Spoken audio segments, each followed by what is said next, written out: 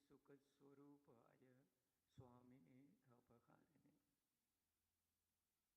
இங்கு கூடியிருக்கும் பெருமதிப்பிற்குரிய சாது பெருமக்களுக்கு என்னுடைய பணிவான நமஸ்காரங்கள். சுவாமி விவேகானந்தரின் 163வது ஜெயந்தி தினமான இன்று அவருடைய அருள் இங்கு கூடியிருக்கும் அனைவருக்கும் பூர்ணமாக கிடைக்கட்டும் என்று முதலில் பிரார்த்தித்துக் கொள்கிறேன்.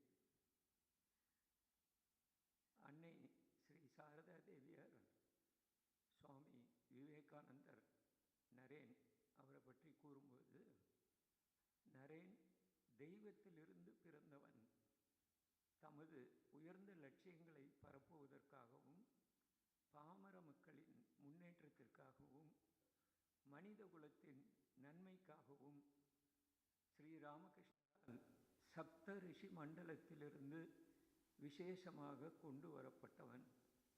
நரேன் செய்திருப்பது காலம் காலமாக நிலைத்திருக்கும். அவன் இப்பணிக்காகவே பிறந்தவன் என்று கூறுகிறார்.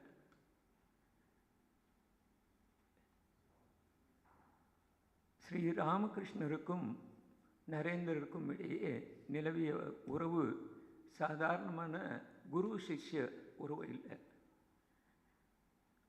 குருவுக்கு சீடன் சேவை பண்ணுவாங்க. ஆனால் பகவான் ஸ்ரீ ராமகிருஷ்ணர் விவேகானந்தரை எந்த நேரத்துலையும் அவருக்கு சேவை பண்ண அனுபவிச்சதே கிடையாது. அது மட்டும் இல்லாமல் அவர் பயன்படுத்திய அந்த ஹூக்காவை நரேந்திரனையும் பயன்படுத்த சொல்லுவாராம். அவர் தயங்கினா, எந்த பரம்பொருள் உன்னில் உள்ளாரோ அவரே என்னிலும் உள்ளார் என்பார். அன்னை காளியிடம் பகவான் ஸ்ரீ ராமகிருஷ்ணர் எந்த உலகப் பொருள்களுக்கும் அவர் கேட்டதே கிடையாது. ஆனால் சுவாமி விவேகானந்தரனுடைய குடும்பம் வறுமையில் வாடும்போது அவர் காளி கிட்ட பிரார்த்தனை பண்ணி அதற்கு நிவர்த்தி பண்ண சொன்னார். அது மாத்திரம் இல்லாமல் அவர் சொல்கிறார், நரேந்திரனுக்காக பிச்சை எடுக்கவும் தயார் என்று பகவான் ஸ்ரீ ராமகிருஷ்ணர் சொல்லியிருக்கார்.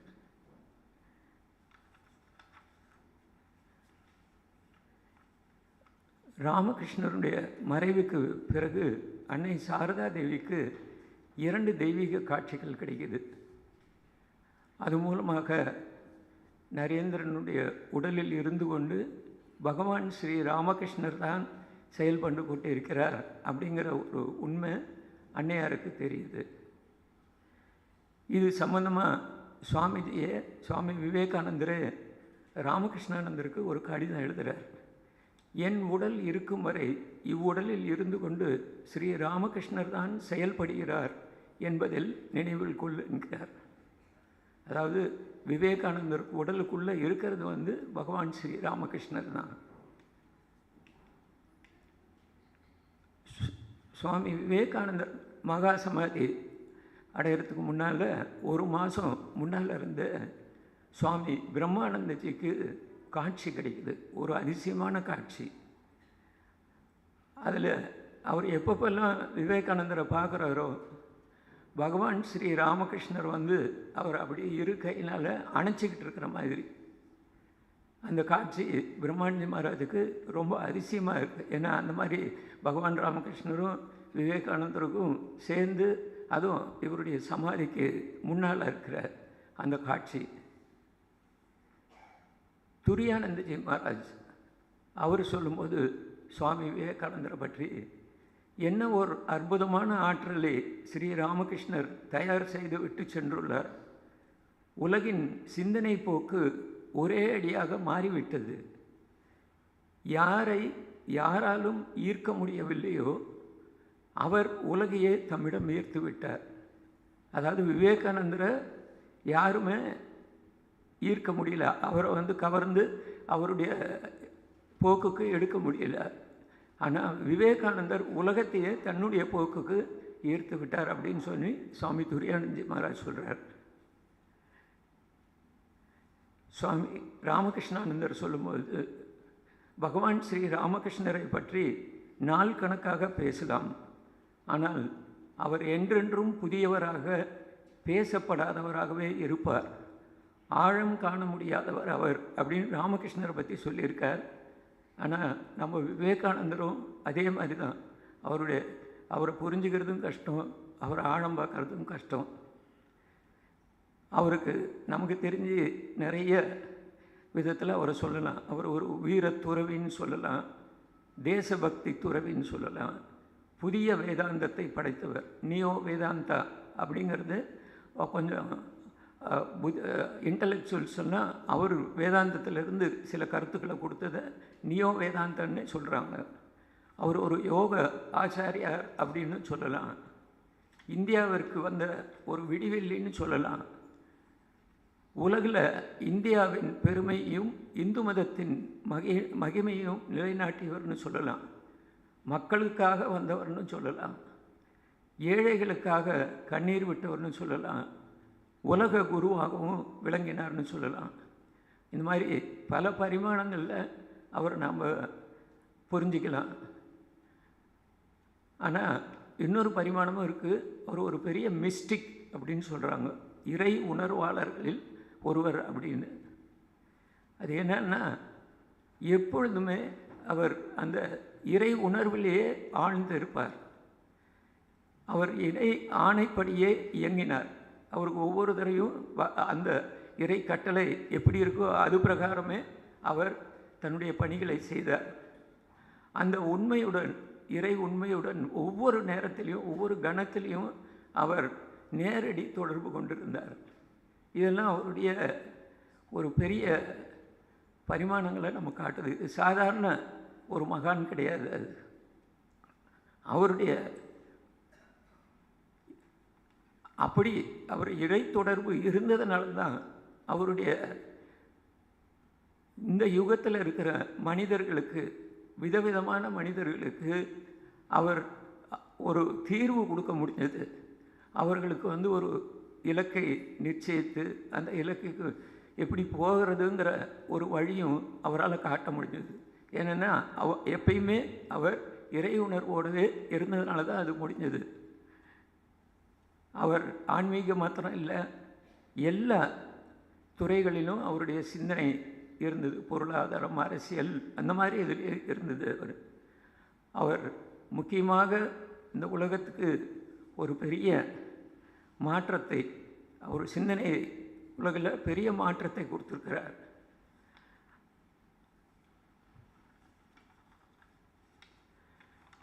சுவாமி அபேதானந்தர் அவர் சொல்லும்போது, சுவாமி விவேகானந்தரின் சொற்பொழிவுகள் உலக மக்களிடையே அளவற்ற தாக்கத்தை ஏற்படுத்தின. சுவாமி அபேதானந்தர் கூறுகிறார், தியானத்தில் ஆழ்ந்து மூழ்கும் போது நம்முள் ஆன்மீக சக்தி விழித்தலும். நம்ம தியானம் பண்ணும்போது ஒரு ஆன்மீக சக்தி நமக்குள்ளே உருவாகும் அப்படின்னு மகாராஜ் சொல்கிறார். அதுபோல் சுவாமிஜியின் உரைகளை கேட்போரின் ஆன்மீக சக்தி மலர்வதை நான் உணர்ந்துள்ளேன். அவர் இந்த மாதிரி பேசும்போது அங்கே கேட்குறவங்களுக்கெல்லாம் அந்த ஆன்மீக சக்தி கிளர்த்த எழுமா. அதாவது தியானம் பண்ணும்போது நமக்கு எப்படி ஆன்மீக சக்தி வருமோ, அவர் பேச்சை கேட்கும்போது கூட அந்த சக்தி கேட்குறவங்களுக்கு வரும் அப்படிங்கிறார். இது சுவாமிஜியே சொல்கிறார். நான் வெறுமனே பேசுகிறேனா? இல்லை, என் முன் கூடியிருப்பவர்களுக்கு ஒரு ஆற்றலை தருகிறேன். அந்த நபர்களும் உணர்வார்கள். நான் ஒரு சுவாமிஜி பேசும்போது அவர் ஆற்றலை கொடுக்குறார். அது அவங்க எல்லாருமே அவங்களுக்கும் தெரியுங்கிறார். இது நேரடியாக பேச்சை கேட்டவங்களுக்கு.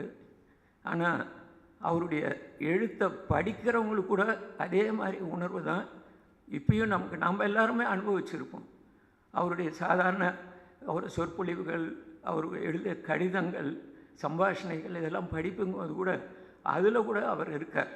நமக்கு அந்த சக்தியை எழுப்பக்கூடிய ஒரு ஆற்றல் அந்த வார்த்தைகளில் இருக்குது.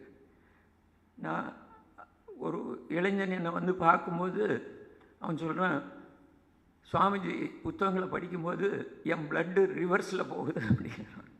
அவன் ரத்த ஓட்டம் பின்பக்கமாக போகுதான். அது நாமளும் உணர்கிறோம். ஏன்னா அந்த மாதிரி அந்த வார்த்தைகள்லேயே அவர் வாழ்ந்துக்கிட்டு இருக்கார். ஒரு சாமிஜி சொல்லுவார், arise awake stop not till the goal is ரீச்சிங்கிறது ஒரு சென்டென்ஸ் கிடையாது, அது ஒரு மந்திரம்.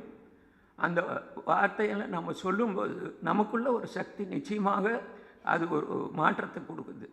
ஸோ அந்த மாதிரி ஒரு பெரிய மகான் தான் சுவாமி விவேகானந்தர். அவர் அந்நிய தேசத்தில் அவருடைய பங்களிப்பு, அவர் மேல்நாட்டுக்கு போய் அவர் போயிட்டு நிறைய ஆண்டுகள் அங்கே இருந்தார். அவருடைய பங்களிப்பு அங்கே என்ன இருந்ததுன்னு ஒரு அம்மா மேரி லூயி பர்க் அப்படிங்கிற அவருடைய சீடர் சொல்கிறாங்க.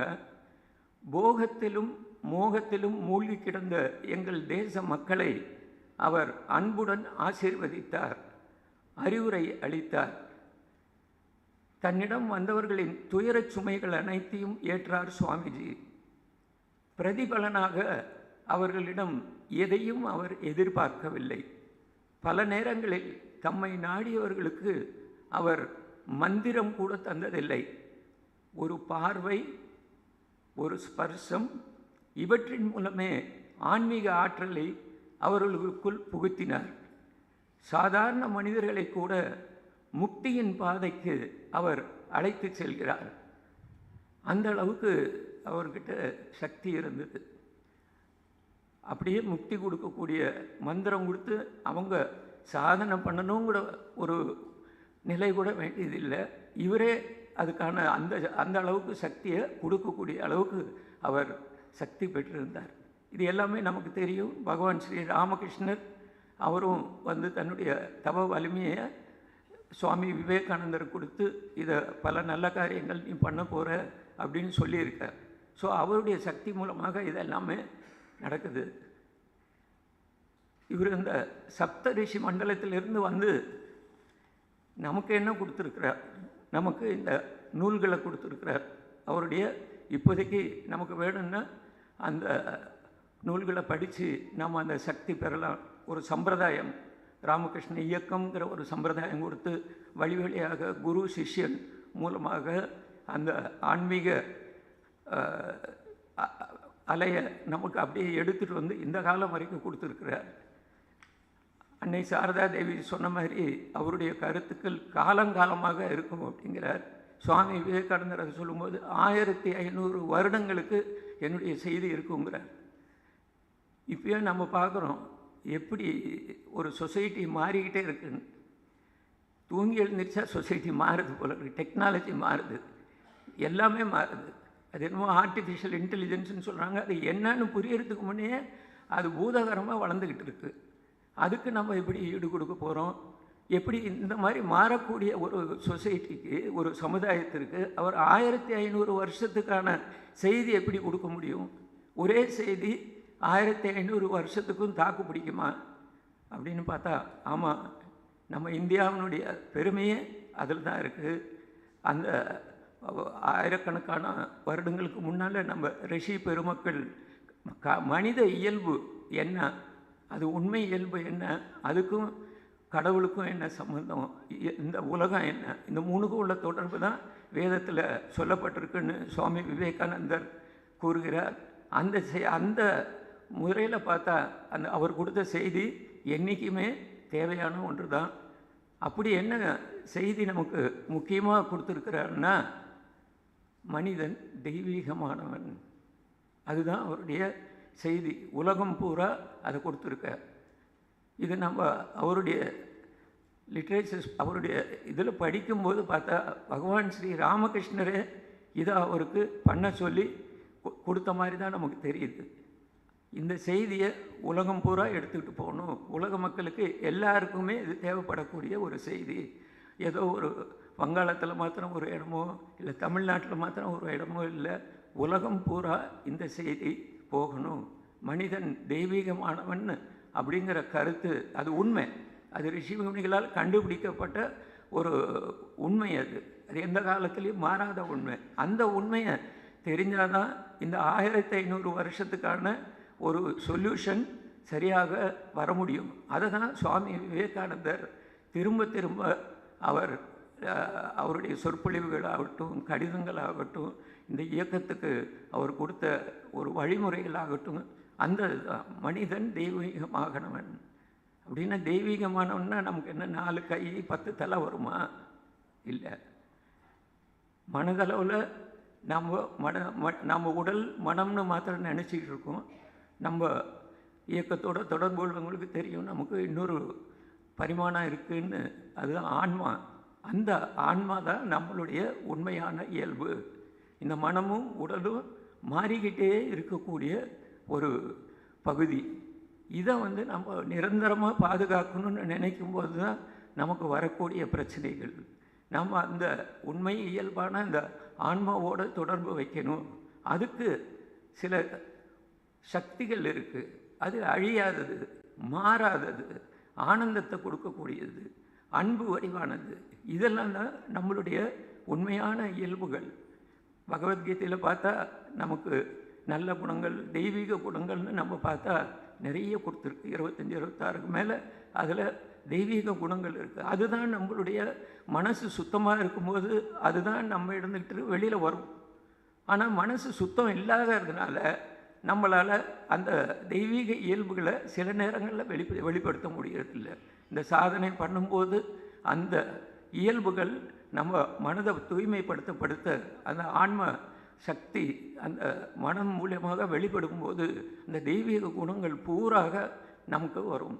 நாம் தெய்வீக இயல்பு தான் கொண்டவர்கள். அதில் எந்த விதமான நமக்கு சந்தேகம் வரக்கூடாது. ஆனால் நம்ம மறந்துடுறோம். நம்ம சாதனையே நாம் அந்த மனம் கிடையாது, உடல் கிடையாது, அதை தாண்டி இருக்கின்ற தூய ஆன்மா, புனிதமான ஆன்மா. அதுக்கு உள்ள அந்த இயல்புகளை நம்ம கொஞ்சம் கொஞ்சமாக நம்ம ப்ராக்டிஸ் பண்ணும்போது நிச்சயமாக அந்த ஆன்ம நிலையை நாம் அனுபவிக்க முடியும். அது எப்பயோ இறந்து போனதுக்கப்புறம் இல்லை. நம்மளுடைய ட்ரெடிஷ்னல் சம்பிரதாயத்தில் வைகுண்டத்துக்கும் கைலாசத்துக்கும் போனவங்க தான் நமக்கு அந்த நிரந்தர விடுதலைன்னு நம்ம யோசிச்சுக்கிட்டு இருப்போம். ஆனால் பகவான் ஸ்ரீ ராமகிருஷ்ணரும் விவேகானந்தரும் சொல்கிறது அது இப்பயே நாம் அடைய முடியும், அடையணும். முதல்ல அதை அடைஞ்சிட்டு அப்புறமா உலகத்தில் இரு அப்படிங்கிற புதிய கருத்துக்களை இந்த பெரியவங்க நம்மளுக்கு கொடுத்துருக்குறாங்க. ஆகையினால நாம் எல்லாம் தெய்வீக இயல்பு படைத்தவங்கன்னு நம்ம எந்த நிமிஷமும் மறக்கக்கூடாது. அதே சமயத்தில் இன்னொன்றும் மறக்கக்கூடாது, நம்மளுக்கு எதிரில் இருக்கிறவங்களும் அந்த இயல்பு உள்ளவங்க தான். பிரச்சனை அங்கே தான் வருது. நான் தெய்வீக இயல்பு, ஆனால் அவன் தப்பு பண்ணுறான். நமக்கு அது வரக்கூடாது. அவனுக்கும் அந்த இயல்பு மறைக்கப்பட்டிருக்கு. ஏதோ ஒரு அந்த மனதில் இருக்கிற சில குறைபாடுகள்னால உன்னதமாக அவனும் அந்த தெய்வீகமான அந்த அன்னையார் சாரதா தேவி வாழ்க்கையில் பார்க்குறோம். அம்ஜத்துன்னு ஒரு ஏதோ சந்தர்ப்பவசத்தினால அவன் திருட்டு தொழில் பண்ண வேண்டியதாக இருக்குது. ஆனால் அன்னையார் சொல்லும்போது அந்த அம்ஜத்தும் ஒன்று தான், எனக்கு சாரதானந்தாவும் ஒன்று தான் அப்படிங்கிறார், சரத்தும் ஒன்று தான் அப்படிங்கிறார். சரத்துங்கிறது பெரிய ஞானி, பிரம்ம ஞானி அவர். ஆனால் என்னுடைய பார்வையில் அவங்க இருவரும் ஒன்று தான். நம்ம பார்வையிலே அப்படி வரணும். நாம் சரியான முறையில் இந்த விவேகானந்தர் கூறிய அந்த வேதாந்த கருத்துக்களை நம்ம படித்து புரிஞ்சுக்கிட்டு அது பிரகாரம் நம்ம வாழ்க்கையை நடத்துவோம். அதுக்கு தான் அவர் செயல்முறை வேதாந்தம்னு ரொம்ப அழகாக கொடுத்துருக்கார். அது இந்தியாவுக்கு ஒரு மணியான வேதாந்தம் அவர் கொடுத்துருக்கார். அவங்க வெஸ்ட்டில் கொடுக்கும்போது அதுக்கு வேறு மாதிரி கொடுத்துருக்காரு. அவங்கெல்லாம் அந்த மனதை தாண்டி அந்த சூக்ஷ்மமாக இருக்கக்கூடிய கருத்துக்கள் எல்லாம் அன்றாட வாழ்வில் அது நம்மளால் அடைய முடியும்னு சொல்கிறார். இந்தியாவில் இருக்கிற ஏழ்மை, இந்த அறியாமை, இதுக்கெல்லாம் அடிமைத்தனத்தில் இருந்தப்போ நமக்கு சில பிரச்சனைகள் வந்திருக்கு. அதை தீர்வு பண்ணுறதுக்கும் வேதாந்த கருத்துக்கள் அன்றாட வாழ்க்கையில் உபயோகப்படுத்த முடியும்னு செயல்முறை வேதாந்தத்தில் ரொம்ப ரொம்ப எளிமையாக கொடுத்துருக்குறார்.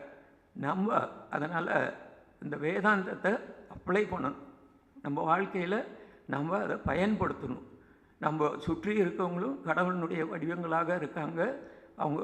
அவங்களுடைய நம்ம அழுக்குகள் பார்க்கறது மேலாக இருக்கிறது தான். உள்ளார அவங்கெல்லாம் தெய்வத்தினுடைய குழந்தைகள், நாம்ளும் அப்படி தான் இருக்கிறோம் அப்படிங்கிறத நம்ம மறக்கக்கூடாது. பிரச்சனைகள் நிச்சயமாக அதனால் சால்வ் ஆகாது.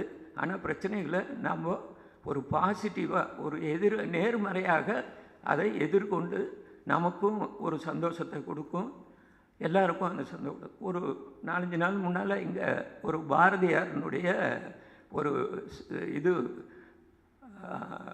டாக்குமெண்ட்ரி ரிலீஸ் பண்ணாங்க. அதில் அந்த அந்த டாக்குமெண்ட்ரி எடுத்தவங்க சொல்லும்போது அது ஏன் எனக்கு அது பாரதியாரனுடைய ஆன்மீக பரிமாணம், தேசபக்தி மற்ற இதெல்லாம் இருந்தது. இது ஆன்மீக பரிமாணத்தை அவர் கொடுக்கணும்னு சொன்னது. அவங்க நம்ம இயக்கத்தோட ரொம்ப தொடர்பு உள்ளவங்க. அது ஏன் அந்த பாரதியாரை பற்றி அது எடுக்க தோணுதுன்னா, அவர் பாடுற ஒரு பாட்டு, எத்தனை கோடி இன்பம் வைத்தாய் தாயே அப்படின்னு சொல்கிறாரு. அவர் வாழ்க்கை பூரா கஷ்டப்பட்டுக்கிட்டு இருக்கார். அவருக்கு எந்த விதமான ஒரு சந்தோஷத்தை கொடுக்கக்கூடிய, சாதாரணமாக சந்தோஷத்தை கொடுக்கக்கூடிய ஒரு நிகழ்வும் இல்லை. ஆனால் அவர் பாடுறது எத்தனை கோடி இன்பத்தை கொடுத்தாய் அப்படின்னு காளிக்கிட்ட அவர் பராசக்தி கிட்ட வேண்டுறார். பகவான் ஸ்ரீ ராமகிருஷ்ணர் வாழ்க்கையிலையும் நம்ம பார்க்குறோம். அவருக்கு தொண்டையில் புண் கஷ்டப்படும் போதும் மனசுக்குள்ளே அவ்வளோ ஆனந்தத்தை வச்சுருக்கிறார். ஸோ நம்மளுக்கு எத்தனை கஷ்டங்கள் இருந்தாலும் அந்த ஆனந்தத்திலேயோ அந்த அன்புலேயோ நம்மளுக்கு எந்த குறைவும் வரக்கூடாது. உண்மையாக சுவாமி விவேகானந்தர், சாரதா தேவி, ராமகிருஷ்ணர் அவங்களால சொல்லப்பட்ட வேதாந்தத்தை நம்ம கடைபிடிக்கும் போது நாமளும் நல்லா இருக்கலாம், நம்ம சுற்றி இருக்கிறவங்களுக்கும் அந்த ஆன்மீக அனுபவத்தை நம்மளால் கொடுக்க முடியும். இந்த நல்ல நாளில் விவேகானந்தர் எல்லோருக்கும் அருள் புரியுமாறு கேட்டுக்கொண்டு நிறைவேறு செய்கிறேன். நன்றி.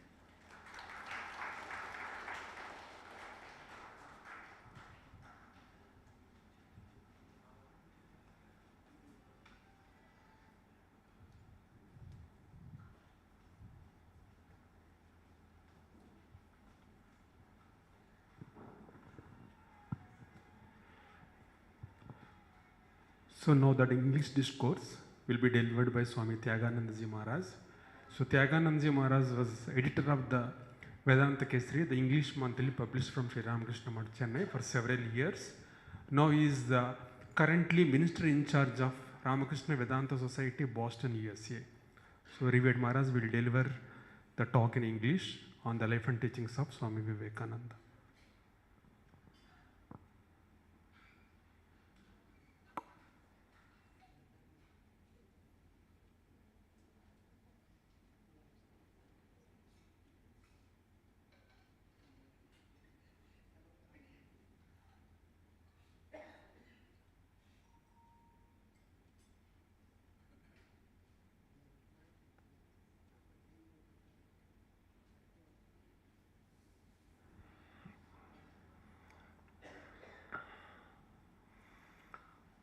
Om Asatoma Satkamaya Tamasoma Jyotirgamaya Mrityorma Amritam Gamaya Aviravirmageti Rudrayate Dakshinam Mukham Tenamam Pahi Nityam.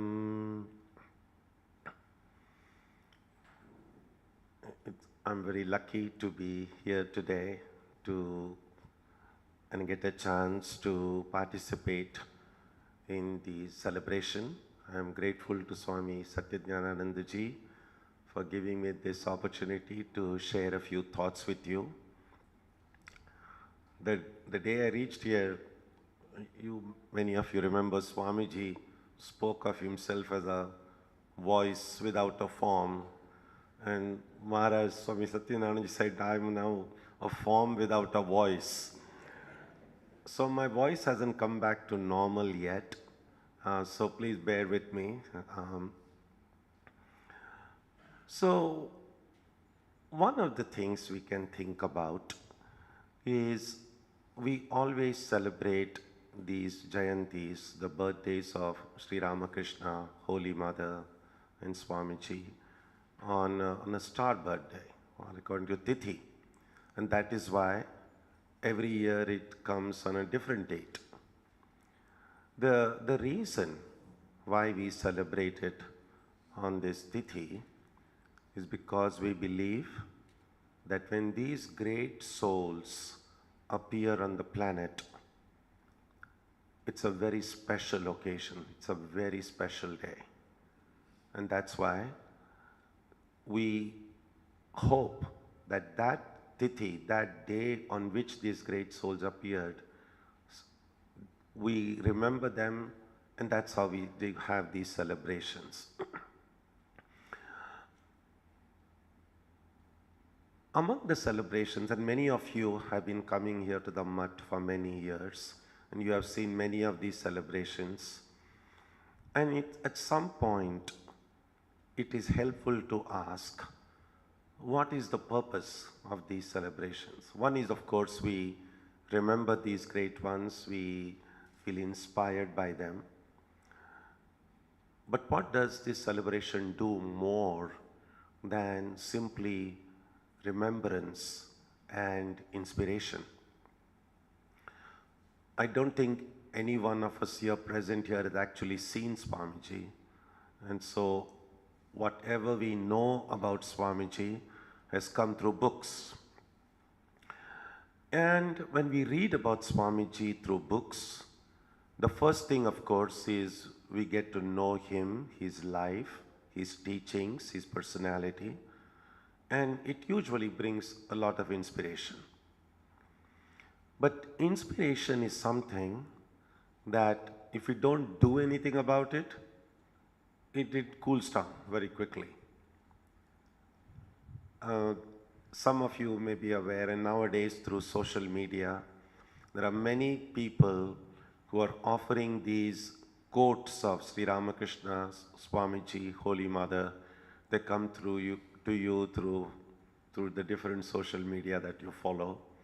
From our Boston website for many years now, we have been sending a quote of Swamiji every day, goes in your inbox. And many people have found it very helpful.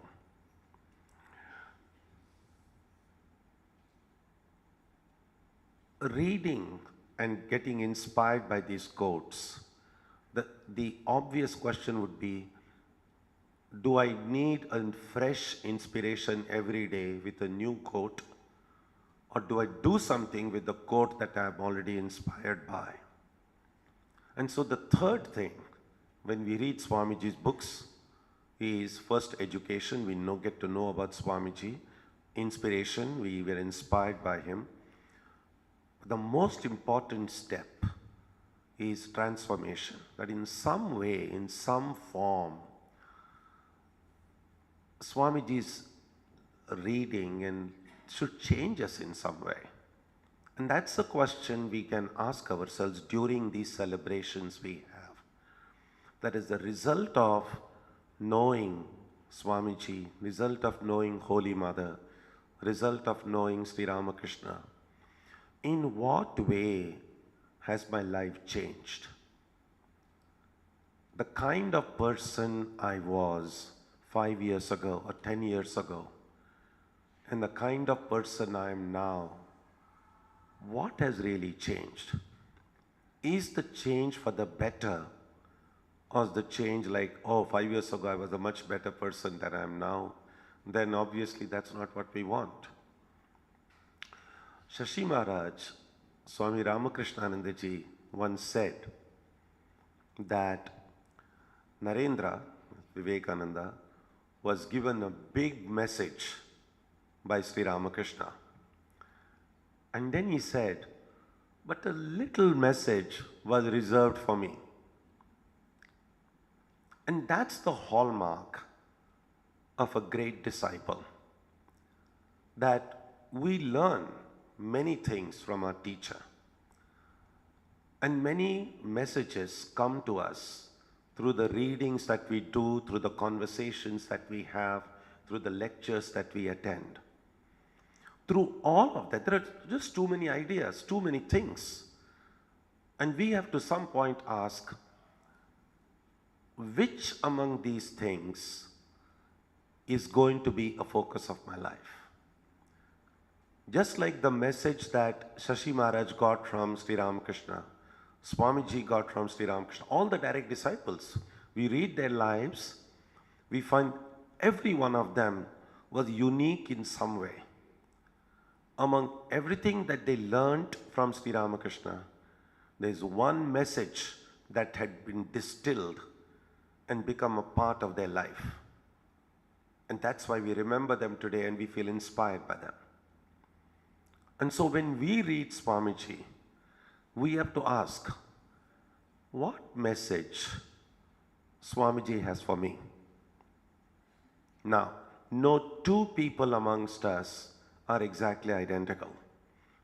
Every one of us is a unique person. Every one of us has a different life story. And we are all reading the same books. So when we read these books, I need to apply the teaching to myself. So reading is adhyayana. When does adhyayana becomes a swadhyaya? There is the word swa before it, and that means the self. So what I read, I must somehow try to connect it with my own life. Then it becomes swadhyaya.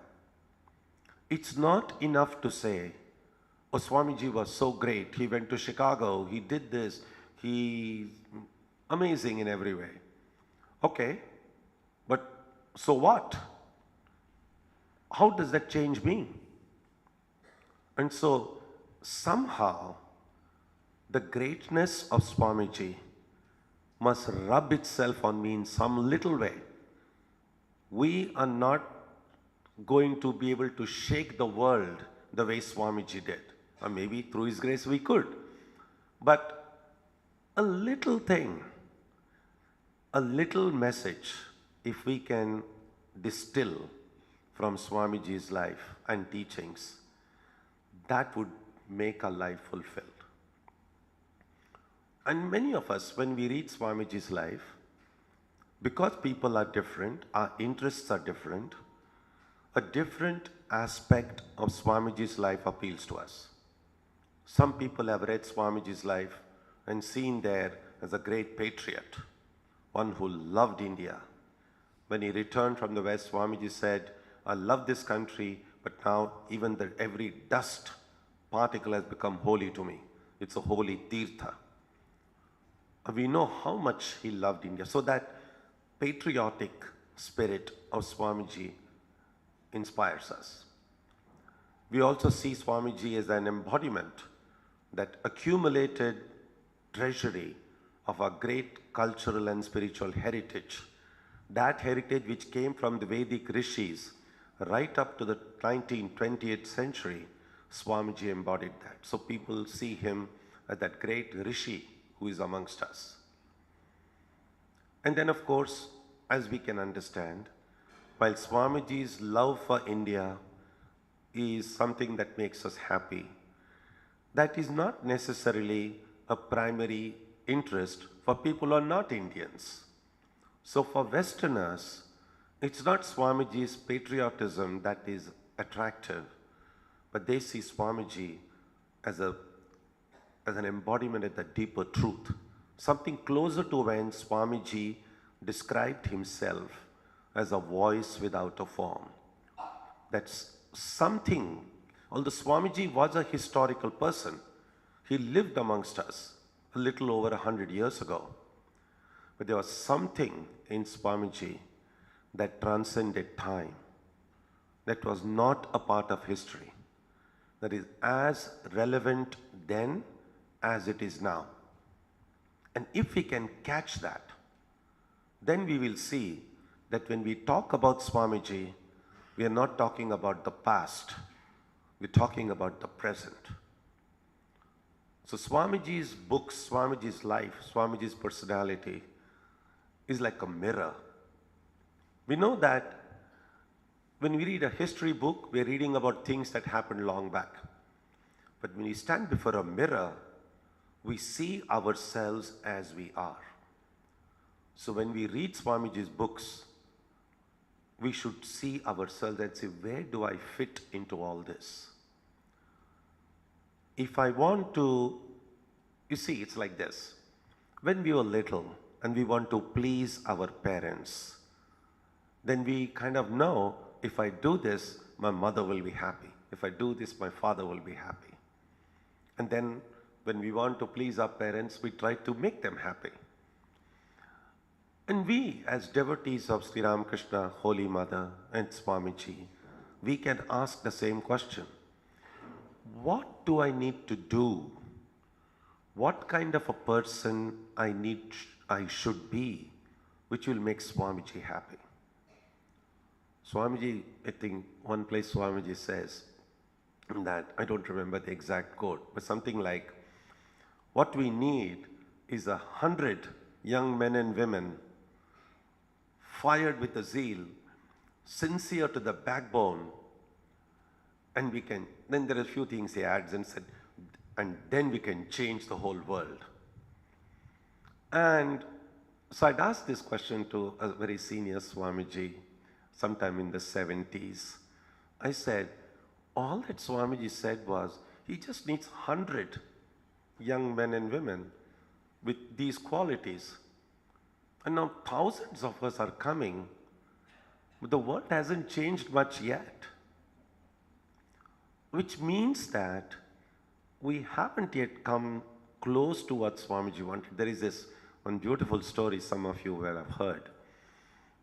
When Swamiji returned from the West, and then as we know, he had this big welcome in different cities. Then he goes to Calcutta, and again, lots and lots of people were coming to meet him. And then there were these 4 young men who had been reading reports of Swamiji's arrival, very inspired by his teachings. And so they said, we are going to dedicate our life to Swamiji. We will do everything that Swamiji wants us to do. And so when Swamiji comes now, we're going to meet him and tell him we are going to dedicate our life to this and do everything.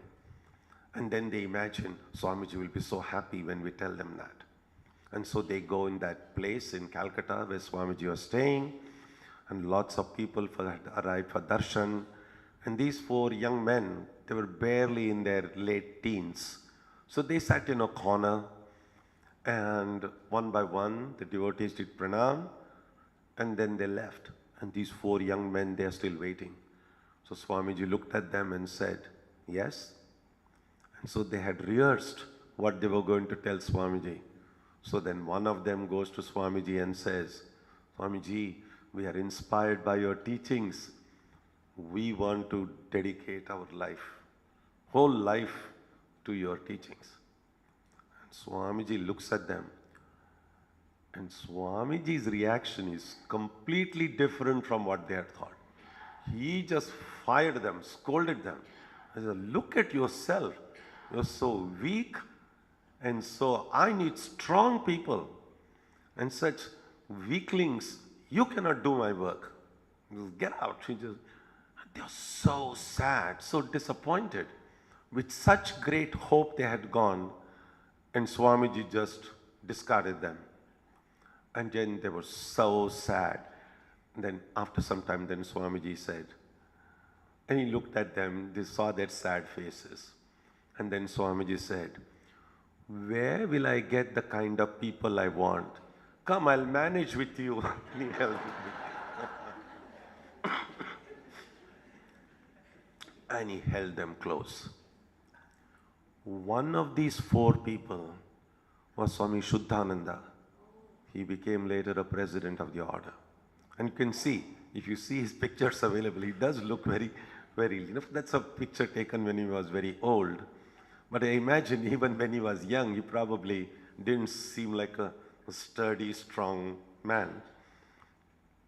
And that's good to remember, that we have not become the kind of men and women Swamiji wanted.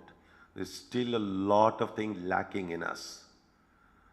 But what can Swamiji do? He has to manage his work through us. But one thing we can do, even though we may not have become perfect, we can try our best. We can do the best we can. They say, Bhavagrahi Janardana, God looks at the heart. So if we are sincere, if we are earnest, then Swamiji will accept it. Swamiji will be happy.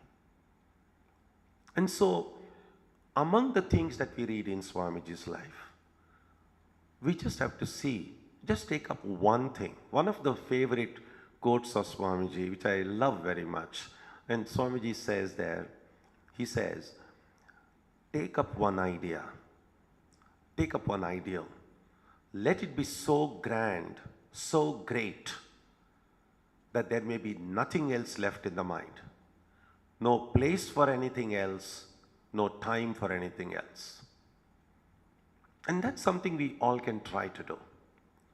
Among the things and stories that we have read from Swamiji's life, can we pick up at least just one thing, or two things, or three things? Don't pick up too many things, then we are not going to do anything. Just pick up a little bit something and see, can I make that as a focus of my attention, a focus of my life? And one of the things we see in Swamiji, not very apparent, because oftentimes Swamiji is such a dramatic figure. Oftentimes the first thing, even though somebody has not read anything about Swamiji, they all know he spoke at the Chicago Parliament and he said, sisters and brothers. That's a very famous incident. So oftentimes Swamiji as a public figure, as an orator, that's kind of appealing, that's inspiring. What's often forgotten or what's not often remembered is behind that immense power Swamiji exuded in a public sphere, there's a profound depth in it. So Swamiji was a deep meditator. We've seen that when he was very young, right from a very young age. He could immerse himself in meditation.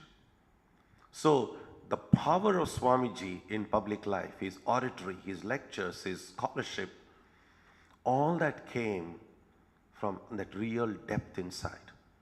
That time and the days and months and years that were spent in deep tapasya, in prayer, in meditation. So if we want to be children of Swamiji, followers of Swamiji, devotees of Swamiji, there has to be that little depth in our life. It's not enough to simply be reading books. We must have some time for prayer, some time for japa, meditation.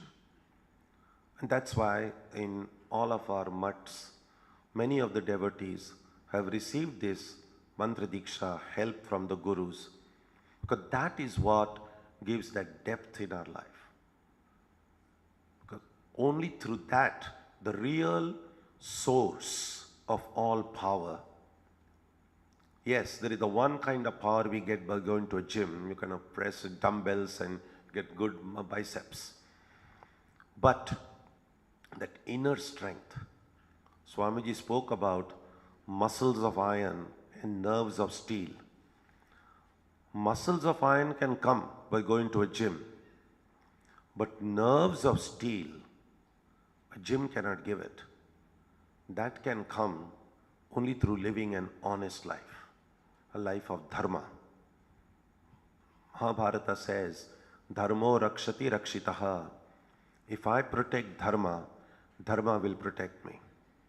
And so that power can come through an honest life, a life dedicated to truthfulness, honesty, unselfishness, kindness, and spending this time in prayer. So that is one thing we can take up from Swamiji and say, can I have some place for prayer in my daily devotions? One thing we will find is that the more we look inside and then we look outside, what we see outside is only a reflection of what is inside. The more we begin to feel the presence of God in our heart, then we look out, then we see the same manifestation of the divine. Sri Ramakrishna says that he sees the blissful divine mother everywhere. And we look everywhere and we don't see anywhere. Wondering whether Sri Ramakrishna lived in the same world that you and I do. So what is it that made it possible for Swamiji, for Holy Mother, for Sri Ramakrishna, all these great saints and sages, when they looked out, they saw the divine. When we look out, we see a corruption. We say all kinds of things about the world. When can we look out and feel the presence of God? Only when I look in and feel the presence of God here. What is here is there. And so if we find the world as selfish and troubled, we don't have to blame anyone. The seeds of that selfishness and trouble are in my own heart. If I make everything good here, I will see a different world. And that is what will bring us respect. So that's the second thing we see. Swamiji often spoke about seeing the divine in everyone. His very well-known quote, "May I be born again and again and suffer thousands of miseries so that I may worship the only God that exists, the only God I believe in, my God the poor, my God the miserable, my God the wicked, of all races and species, is the special object of my worship." So he says the same divine, the same God is in everywhere. And that's why you know that all the activities that we have in the mutt, in all the centers of the Ramakrishna mutt, there is no distinction. We don't make groups. Everyone is treated equal. That is the ideal before us. We see in the Ramayana, Rama's household is a very, before this whole drama begins, we see it's a very peaceful, joyful, harmonious household. The 3 queens, the 4 princes, everyone is happy. Until mantra enters into the picture and then poisons Kaikeyi's ears. And then of course, then she says, my son to be the king, Rama should be sent to the forest. Now, when we read about mantra and the story of Ramayana, again, do not think that it's a past historical event. Ramayana is being enacted even today. Mantra is not dead. Mantra is alive. Every time we make that distinction based on caste, based on religion, based on gender, that mantra in our heart is speaking. So no groupism. If you want mantra to go away, if you want true Rama to be alive and living in our heart, then there has to be this complete respect. Equality. That's the next thing we see in Swamiji. If we don't remember anything from Swamiji, if I can just say that every person I meet, normally in our culture, we do speak about Matra Devo Bhava, Pitra Devo Bhava, and of course, most of us, we do look upon our parents with respect. Acharya Devo Bhava, we respect our teachers. Then there's Atithi Devo Bhava. Now Atithi, normally we say, well, it's a guest which suddenly shows up. But really, Atithi is every person we meet. If you have not scheduled any meeting with someone and you suddenly meet someone, that person is an Atithi. In other words, every person I meet, young or old, irrespective of their gender, caste, religion, if I can treat that person with respect, Atithi Devo Bhava, that will make Swamiji happy. That'll change our life. And so that's the second thing. First, have some depth in our life. With the daily prayer, daily meditation. Make a vow, a kind of a Bhishma Pratigna. Henceforth, I'm going to treat every person with respect. Not just strangers, including members of our family. Everyone in a family deserves respect. Every friend deserves respect. Even the youngest child in your family deserves respect. There's one thing I have found which I truly admire and which I feel would be wonderful in every family to have. Normally, in a family, clearly there'll be elderly people and there'll be little children and sometimes grandchildren. But oftentimes, when in a family setting we are sitting together, then if these older people are talking and if these children say something, usually we just ignore them. We just say, oh, these children, just tell them to just keep quiet. We are talking something important. Now, there's one thing I have seen because now I have been spent a long time outside the country. One of the things I see in many American families, in a family setting, that when they are sitting as a family, and I saw this with my own eyes several times, there's this little grandchild who's sitting there, and these people are talking. But when this little boy starts speaking, they all pause and listen. Maybe that little child is not saying some big philosophical thing, but that's respect. That's something, that's a value we teach. Because if we don't do that now, when that little child will grow up, that little child will also ignore his or her children. So if you want, whatever our ideal is of who is an ideal person, then as parents, as grandparents, we have to try to be that ideal person ourselves so that the future generation will learn that from us. And it's my personal belief that if we decide that I'm going to treat every person with respect, that'll make Swamiji happy. Again, it's just what I feel. And one final thought before I close, and that is service. Respect would inevitably result in service.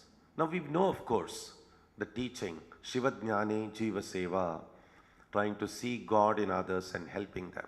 And that's wonderful. As an organization, through the mud, because we are able to pool all the resources together and a large number of people, a lot of service can be done. And it's already being done as well. But when we talk of service, it's also important to remember that service is not simply going to some distant village and feeding the hungry, or giving them food, or giving them medicine. Yes, that's service, sure. But oftentimes, people who do service in this way neglect the opportunities for service that are available right every day in their own homes. So if your friend or your family or your neighbor asks you for something, try to help. That's service. If someone says, oh, I'm not able to put this, if you're traveling by train or bus or somewhere, and there's someone struggling to pick up a bag, we can't say, oh, that's not my problem. But service, that's service too.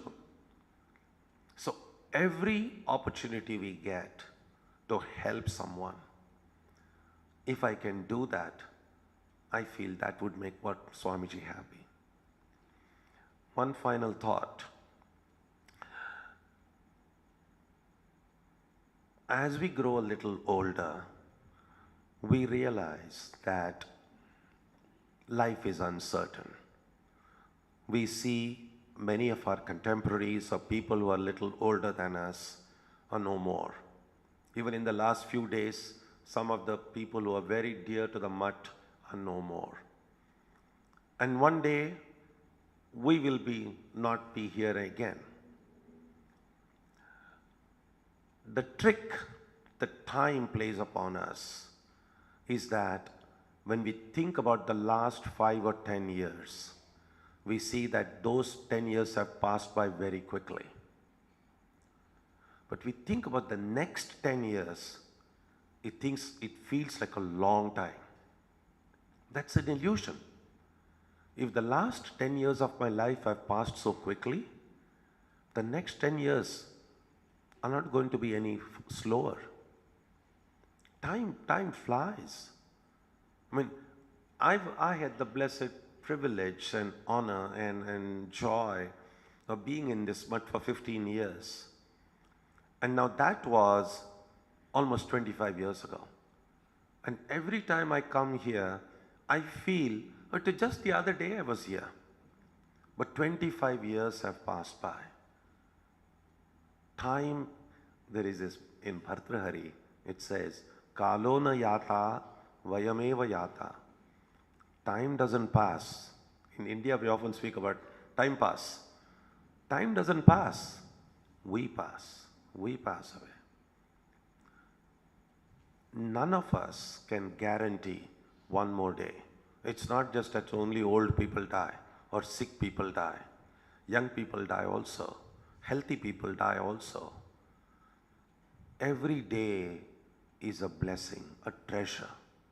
It's a blessing, and devotees of Ramakrishna, Holy Mother and Swamiji say, that's an opportunity Ramakrishna, Mother and Swamiji have given me so that I can learn something, make my life blessed, make some change here.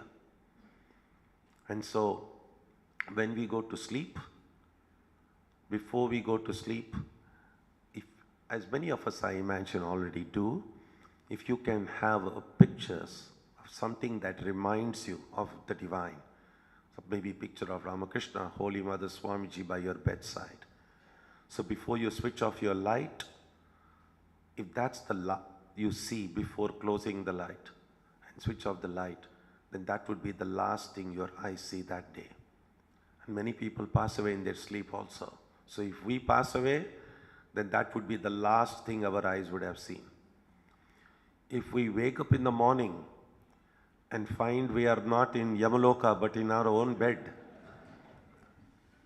that means Sri Ramakrishna has given us one more opportunity, one more day to improve ourselves. So we begin the day with prayer. That may the day that has been granted to me, let me make the best use of it. So begin the day with prayer. Learn to treat everyone with respect. And as much as we can, in whatever little way that we can, let us try to serve others. The joy you get by making a person smile, that joy is worth more than lakhs of rupees.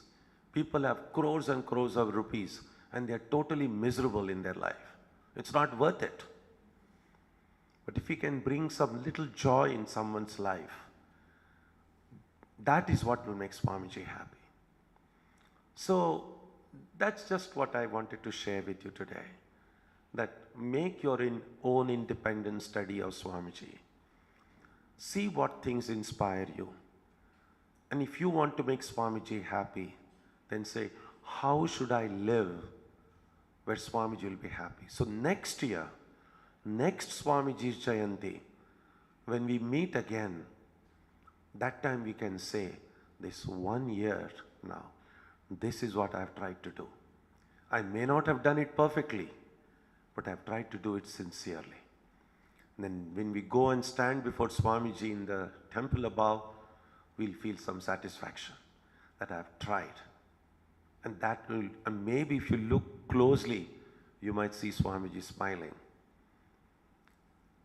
The last thought, when we go to the temple, do not think that that's a marble image. That's not a photograph of Swamiji and Mother. They are really present there. That's the way when Sri Ramakrishna went to the Bhavatarini temple, he did not see a stone image. He saw a living, breathing Mother. And that's our ideal.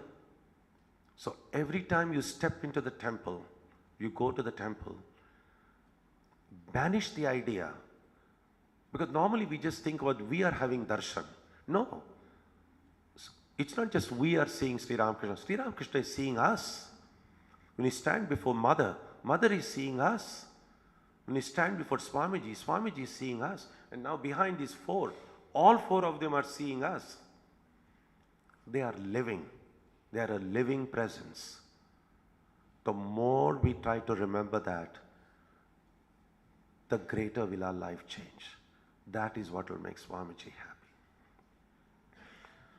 Om Jananim Saradam Devim Ramakrishnam Jagatgurum Padapadme Tayo Shritva Pranamami Muhur Muhur.